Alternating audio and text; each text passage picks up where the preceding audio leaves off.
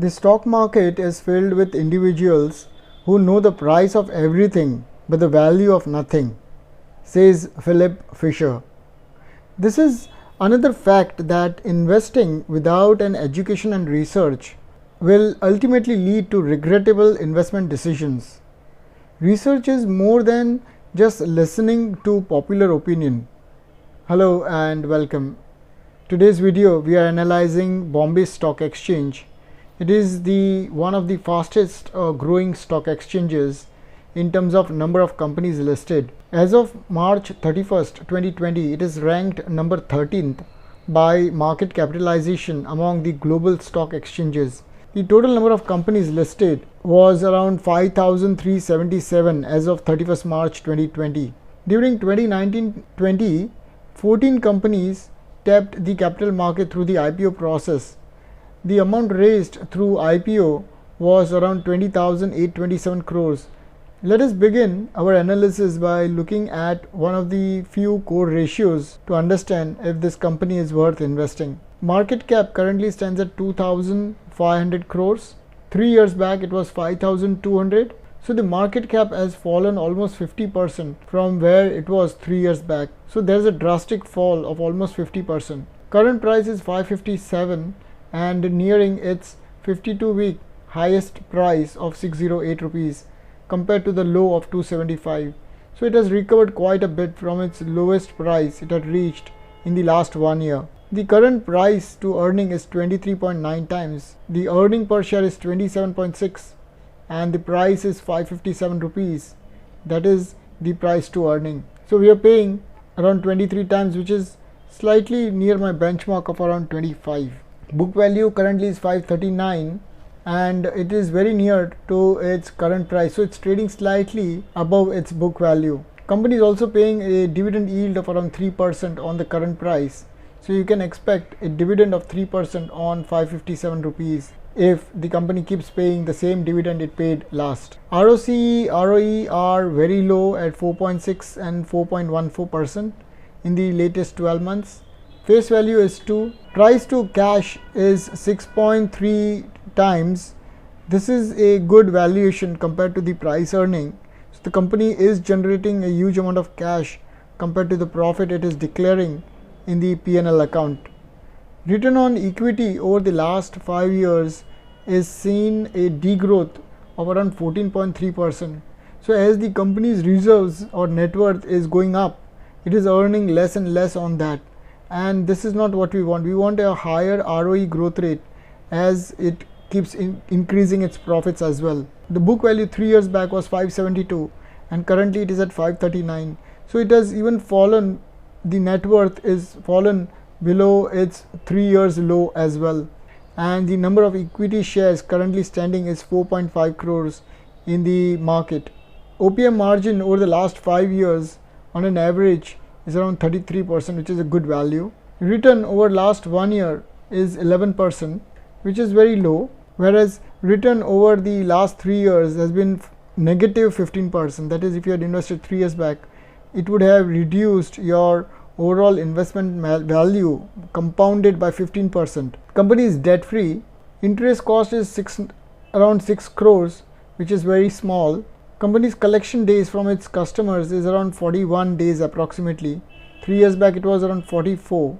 Company also has investments of 1,963 crores against its total balance sheet size of 4,594 crores. The investments is a huge portion. Cash equivalent is also huge at around 1,843 crores compared to the balance sheet size. So these are around more than 20% of cash and 20% of investments. So almost around 3,000 crores of cash equivalents as well as investments compared to the balance sheet size of 4,500 crores. So the company is flush with a lot of cash and investments. Company has to collect a very small payment of 91 crores from its customers against its balance sheet size, as well as pay very nominal 81 crores. Working capital is positive, so there is no issue of paying the current liabilities. Net block is, that is net assets, haven't increased that much. In fact, it has decreased from 249 crores to 208 crores. Company is or doesn't require that many assets in its business. The current market cap is around 4 times higher than the revenue it generated in the recent 12 months, and this value is still reasonable valuation wise. Profit for the last 5 years, rather 3 years we can consider, it was around 1500 crores. This needs to be checked whether it's 5 years or 3 years, but it doesn't matter. Right now what you are trying to understand is how is the cash flows against the profit declared. So 1500 crores of profit declared, but only 618 crores of cash coming in.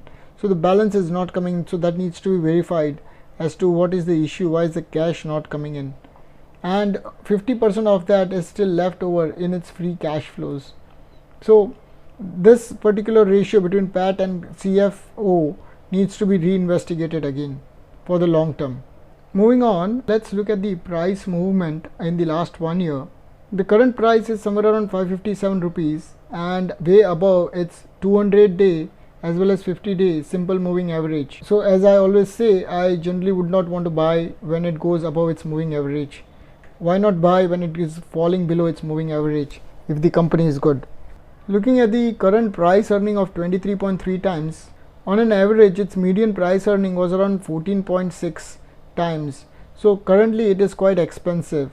Always buy near its average or below its average price earning of the long term 5 years or 3 years. The company's revenues have been gradually increasing over the quarters. Currently the OPM margin as of September 2020 was around 25%, whereas NPM margin was quite high at around 40%. So although this company is earning a huge profit margins, it is not showing cash in its or cash flow from operations in its books, and therefore if you are interested you need to check out the cash flow statement separately. Let us look at the positive and negative. The company is debt free, its stock is trading at around 1 times its book value, so this is reasonable valuation wise, and it is paying out almost 56% of its profits in dividend. The negative aspect is that there is no growth in its revenue over the past 5 years at just 1%, so it's quite flat. There is no growth in its business. The tax rate also seems low, so this needs to be investigated. That is, you need to compare the tax paid in the P&L account against the actual tax paid in the cash flow statement. That is how much cash has gone out of the business in terms of tax payment. The ROE also of the last 3 years is very low at 11.9. This is again quite low. Contingent liability is 918 crores. So against the net worth, we'll check it out little later on when we do peer group analysis. How is the contingent liability? So here it's saying it's high. Earnings also include around 75 crores. So if that's not a significant portion against the operating profit, then it's okay. Debtor days has increased from 33 to 41 days. So this is one of the negative aspect. But as we earlier saw, the debtors itself or accounts receivable itself is very low. So that would not actually matter that much. In the peer group analysis, I am comparing Bombay Stock Exchange with CDSL and Multi Commodity Exchange. The current market price of Bombay Stock Exchange is 557, CDSL is 526, and MCX is around 1571. These companies may not be strictly comparable with Bombay Stock Exchange, but for peer group analysis sake, because all of these are kind of exchanges itself, I have taken them as a peer group. Bombay Stock Exchange is down by around 8%.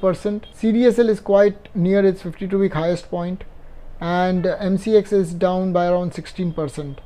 The results again are up to date till September 2020 quarter and annually up till March 2020. Sales for Bombay Stock Exchange has dropped by around 2% from 154 to 149 crores from September to September quarter, whereas CDSL and MCX both have seen a high growth rate in their sales. Whenever you have 20% and above growth rate, check the individual values always. In terms of quarterly profit growth rate, BSE, even though has not generated higher sales or revenue, its profits have grown by almost 66%. CDSL's profits have grown by 68%, whereas MCX profits have fallen by around 18%. It's not a loss, but it's a degrowth in profits. So always recheck again these two values of Bombay Stock Exchange and CDSL in terms of YOY quarterly profit growth rates. Looking at the entire year's sales of 2020 against the recent 12 months, Bombay Stock Exchange sales has not gone up that much in the recent 12 months. compared to 2020. CDSL also has not seen that significant growth in revenue, and same is with MCX. Profit wise, Bombay Stock Exchange profit has fallen by around 5 crores from March 2020. CDSL's profits have gone up from 106 to 145, and MCX profits have also gone up from 218 to 236. So both CDSL and MCX have increased their profits, whereas Bombay Stock Exchange profits has fallen by around marginally by around 5 crores. In terms of cash, in the recent 2020, it has generated almost 3 times higher cash than the profit declared of 110 crores. CDSL's cash has come in slightly lower than the profits, whereas MCX cash is almost double of its profits. So whenever you have a higher cash flows, that's always good. If you look at the current price earning, it's at 23, whereas CDSL and MCX are trading at a very high 37 and 33 times, and also above their averages of the last 5 and 3 years. Compare that with BSE also, it is also trading at quite a high as far as the long-term average of 3 years is concerned.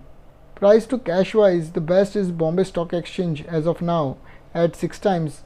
CDSL's cash inflows or cash from operations is very low, and therefore the price to OCF is very high at 66 times. MCX is also reasonable, 17 times, although as low as possible is good.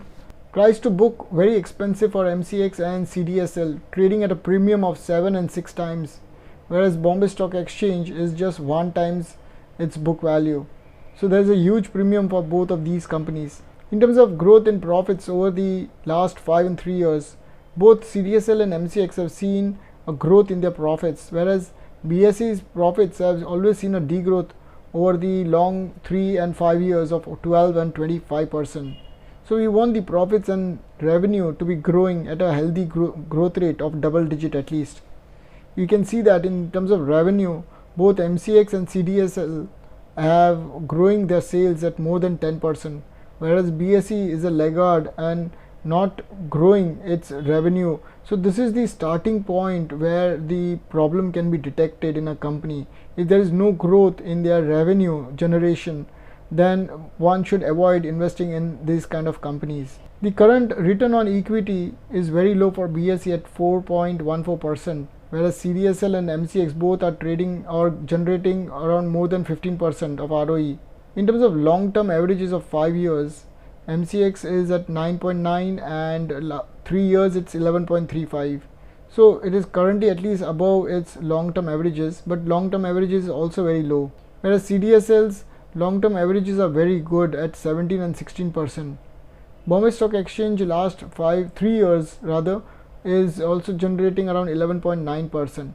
So on a longer term basis of 3 years, all 3 companies are generating, but CDSL has generated highest return on the shareholders' money. In terms of capital employed, again Bombay Stock Exchange is doing the worst at 4.63%. So even if it's earning high profits, it's not getting converted into that. Even that profit is not good enough for the capital employed into the business, whereas CDSL and MCX both are generating around 19 to 18% of EBIT margin on the total capital employed. So you want this to be above 15% at least. See, if you look at the long term also, 5 and 3 years, for CDSL it's very good at 22%, whereas BSE is 12 and 13% and MCX at around 12%. So as far as right now what I see is CDSL seems to be very good, although it is generating less cash, but we'll need to investigate again for the long term 5 years. If you look at the return on total assets, again BSE is doing very poor, generating just 3.5% of profits on the total assets, whereas CDSL and MCX both are generating around 14 to 12%. Over the long term also, if we see, all 3 companies have done well, in fact of 9, 16 and 8%. So on the long term basis it's good, but currently BSE is not generating a good profits on its capital employed, equity as well as assets. Asset turnover is almost equivalent for all 3 companies, so we can skip this part. There won't be any inventory in these companies.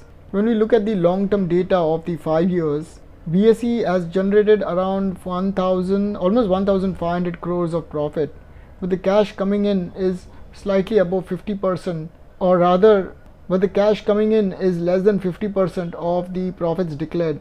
I would generally want the cash to be almost equivalent to the profit after tax value, or even more than that. CDSL also has received less cash than the profit it is generating or showing in its P&L account. MCX cash is more than its profits, whereas it also has an 825 crores of free cash. CDSL has 214 crores of free cash and Bombay Stock Exchange 335. So Bombay Stock Exchange cash is 50% of the PAT, and the free cash flow is again 50% of the cash flow from operations. So I generally want at least the free cash flow wise this is okay, but the cash coming in from operations is very low compared to the profit declared. So we'll need to understand why the cash inflows are so less compared against the profits. That can be seen by going into the cash flow statement. On an average, BSE is generating around 300 crores of profits every year, CDSL around 95 and MCX around 130. Market cap wise, Bombay Stock Exchange is around 2500 crores and the net worth is 2426. So the price to book value is very nearby. CDSL has been given a huge premium against its net worth, and so is the case with MCX. Contingent liability for Bombay Stock Exchange is quite high at almost about 20%. This is my benchmark, 20%. I don't want the contingent liability to exceed more than 20% of the net worth, whereas both MCX and CDSL have managed a low contingent liability, so this is a good value. All three companies are debt free and therefore would have a very high coverage, but the higher the coverage the better. The debtors to sales ratio is also good for all three companies. The lower the better. Highest is for Bombay Stock Exchange, has to collect 15% from its customers against the current year's sales, and it is taking around 41 days. CDSL is also taking around 42 days to collect payment from its customers.